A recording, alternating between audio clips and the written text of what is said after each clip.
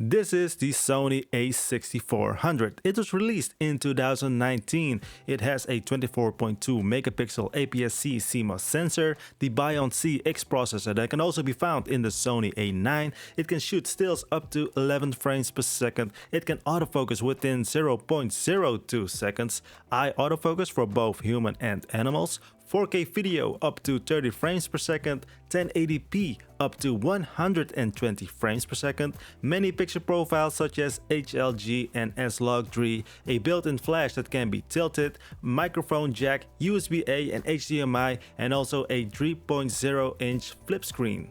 But is it any good?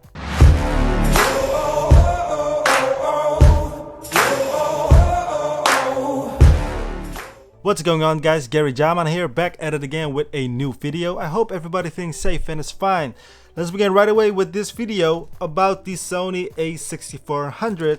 And you know, this is a really good camera, and let me tell you why. As always, I'm gonna divide this video in several sections. So I'm gonna start off with the build quality, then the image quality for both photo and video. Then I'm gonna talk about the performance for both photo and video, of course. And then in the end, I'm gonna talk about my overall thoughts, conclusions, and do I recommend this camera, yes or no. And also, of course, answering the big question, is it any good, yes or no, right? So let's begin right away with the build quality. And as you saw in the intro, we got lots of specs, lots of things, but I did forget to mention the weight of this little compact camera.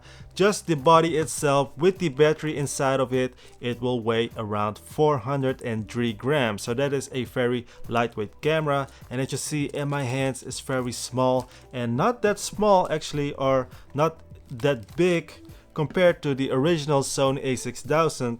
Let's put them a little bit side by side right now, and as you see, it really looks quite the same from a distance. So no real big difference in terms of like weight and size if you are upgrading from the Sony A6000 to the Sony A6400. So let's put the little lens back on it because I don't want the sensor to be exposed all too long. Other than that, you know, how it feels in the hand, I'm so used to using a Sony crop sensor camera that to me it feels very natural, it feels very solid. But I can imagine that people with bigger hands will have some kind of issues with it because it is really a small camera, right? Let's begin quickly about the battery. The battery here at the battery is located below, and as you see, this is the traditional old one that you can also use on your Sony A6000 or your Sony A5100, for instance.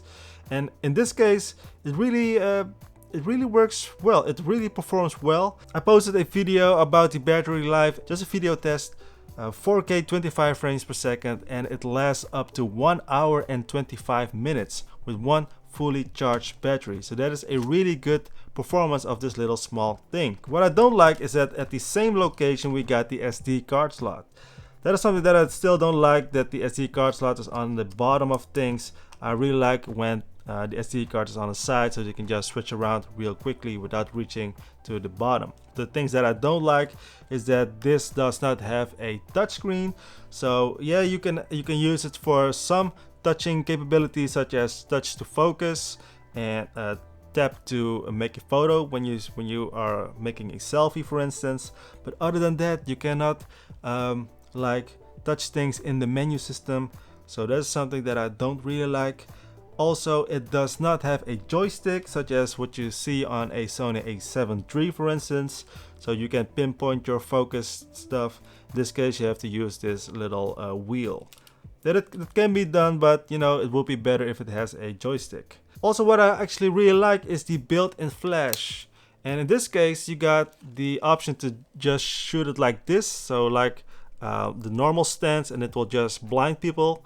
But if you don't want to blind people, you can actually tilt the flash upwards so that you can bounce off the flashlight from the ceiling to your subject, and then you get this nice little soft glowing effect. That is a great tip as well, a pro tip for you guys if you want to use the built-in flash. That is something that you cannot do on, for instance, on a DSLR, where the built-in flash, for instance, is just like fixed on one position. In terms of build quality, this is a solid build. Let's talk about more interesting stuff, and that is the image quality for both photo and video. So I've used this camera for like walk around stuff, and yes, you can use it for like for real professional things such as product photography, even for weddings, for a bunch of things, for both photo and video, that is actually. But I just use this for like walk around stuff, daily stuff, to see how it works in real life. And you know, it really works really well. And the image quality coming out of this camera for both photo and video, as you see here whilst I'm talking, it looks really good. As you see here in the following examples, you just see that the image quality is really good. What I really like, if you shoot in RAW with your Sony files, you know, the dynamic range is on such high level that you can just switch things around without breaking the or damaging the photo itself. The files are just really great. Also for this Sony A6400 RAW files, the dynamic range is such a nice thing to have, so that you can just edit your photos as you want, right? So what about the JPEG? The JPEGs are okay, but if you are really comparing the JPEGs with a Canon camera or with a Fuji camera, Fujifilm camera, then the Sony is not the best in class in terms of JPEGs, but still very useful. Other than that, you know, also for video, the 4K coming out of it, the slow motion, all those things looks really good. So image quality wise for both photo and video is up there with the big boys. Here's also a little clip like comparison with my Sony A7 III and this Sony A6400 for both photo and video. Here is a little photo, and as you see, you know, there is a little bit of difference, but not like a huge difference, like that you immediately see it like, oh, that's the one, that is the Sony, the Sony A7 III full frame, and that is the Sony crop sensor camera. You cannot really see it, but if you really like pixel peep in it, and you can see that the one that is a little bit more blurrier, that is the full frame. Also the same goes for video. Both here are 4K 25 frames per second. F13 actually, by the way, and also just like normal standard straight out of camera picture profile, and it looks really good for both photo and video. So no real differences, but if you really want that shallower depth of field, that more blurriness in the background, you know, then go with the full frame sensor cameras, because you know, you cannot have that kind of stuff on a crop sensor camera if that is important to you. To me, it's not that important, so that's why I also love crop sensor cameras. Talking about picture profiles, this has tons of picture profiles. So the picture profiles are stuff like S-Log, Cine2, HLG, or just a standard profile, whatever you choose from. So many options, and here's also a little clip from those from my little test. 4K 25 frames per second standard picture profile. So no picture profile, just straight out of camera, 4K 25 frames per second.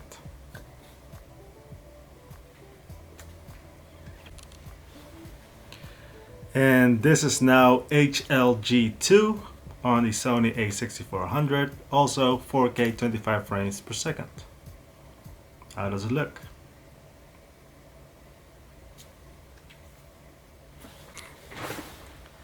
And this is now S-Log 3 on the Sony A6400. How does it look?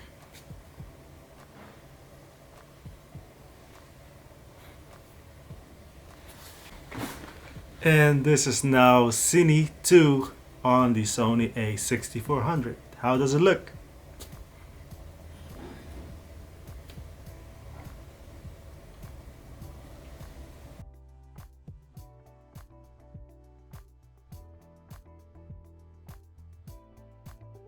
And as you see in that little test, you know, the standard profile looks really good. HLG looks really good as well. And you know, my editing skills in S-Log and Cine2 somehow is not on par with HLG. I don't know, I just don't like working with S-Log or Cine profiles. But anyways, this can do those profiles as well. If you are like somebody that can do S-Log really well, then go ahead, you know, work with that stuff. In terms of image quality for both photo and video, I don't have any negative things about it. It's really good. Let's talk about the performance, and I mean with performance the autofocus performance. And this, as I mentioned in the intro, it has a very fast autofocus, 0.02 seconds.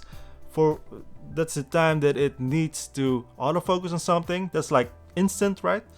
So really good. As you see in this example, for both photo and video, it really works well, even on a cutout piece of photo that my kids made for me back in the day. And you know, it works on something like that even, and that's crazy, right?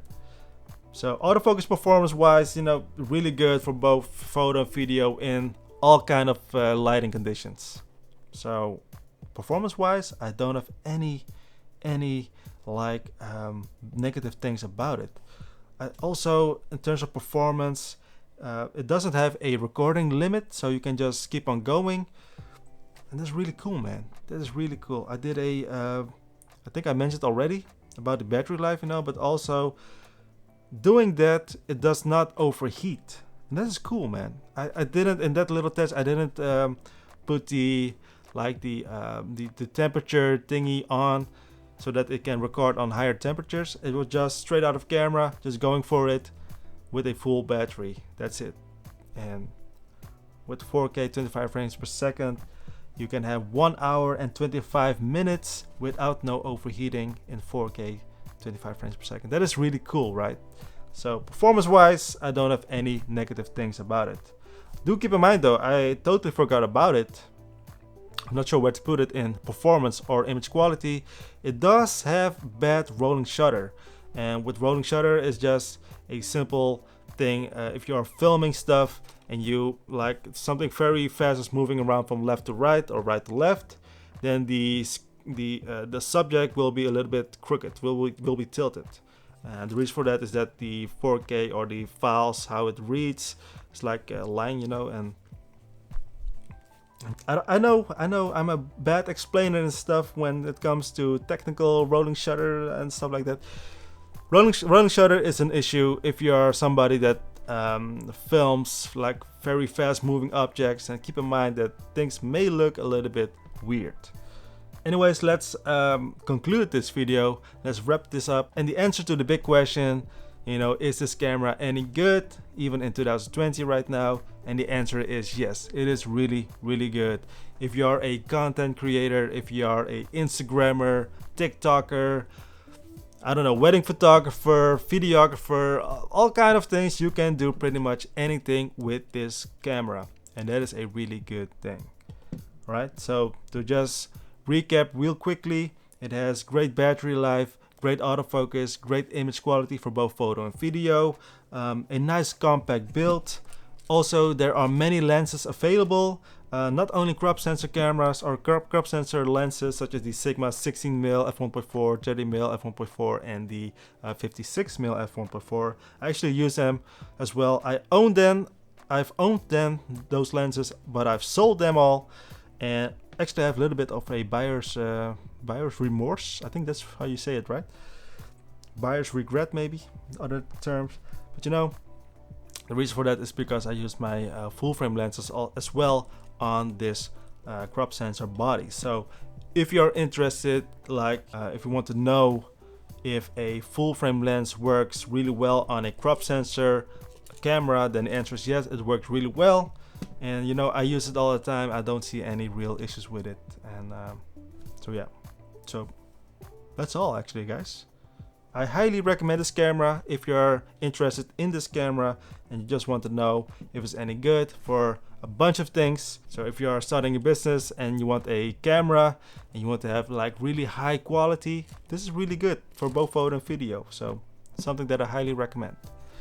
All right, that's all, guys. I think that's all. I think I forgot about the price. Maybe here in Netherlands it will cost around 900 euros, and I think roughly in the US also below the $1,000 US, maybe even with a kit lens. Anyways, that's all, guys. Thank you again for watching. Subscribe to the channel if not already. Like the video, comment down below.